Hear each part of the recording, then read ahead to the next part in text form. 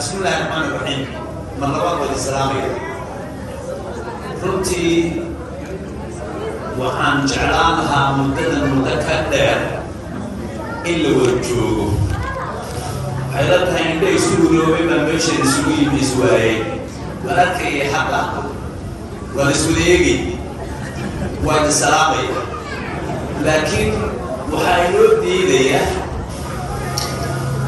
dalka nabadgelyadiisa oo runtii la ii sheegay anigu inkastoo aan u yar joogay in xilliyadan oo kale weliba dadka ku socda meelaha durugsan in uu jiro meelo laysku baarbaaro waa siduu siciid jaamac sheegaya haddii jas wax yimaadaan in case laa samaxda ilaahay kuma keeno diyaar baan adiin nahay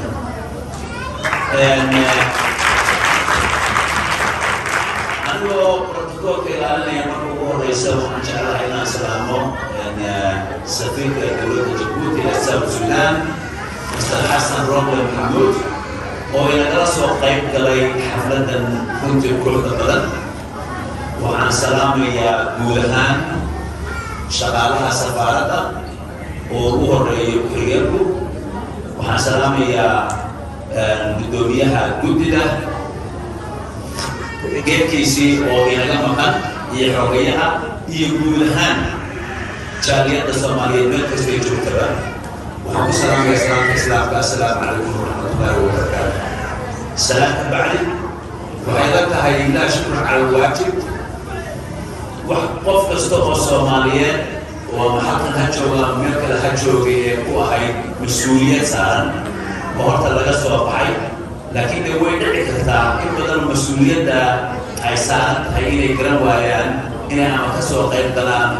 ama wax ka qabanqaabiyaan taa aawadeed waxaan leeyahay jazaakumullah khayr maalin bay ahayd in wada sugaysa dhammaanteed maalin farxada bay ahayd maalin isaaran runtii ay ahayd oo maalintii ay qaadatay xorriyadda koonfurta Soomaaliya iyo midowgii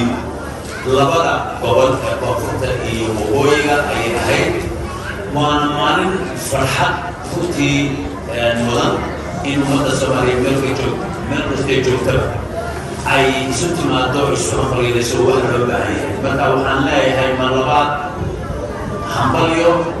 waxaan leeyahay kankiisana ilaahay caafimaad hayn u gaarsiiyo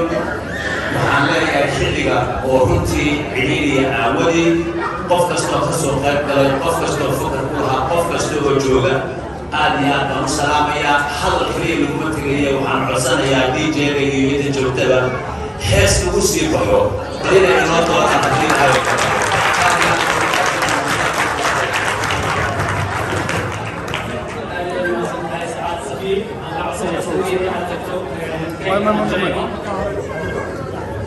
Ambassador Djibouti iyo Mr. Roble, Ambassador Somalia, guddoomiyaha jaaliyadda dhammaan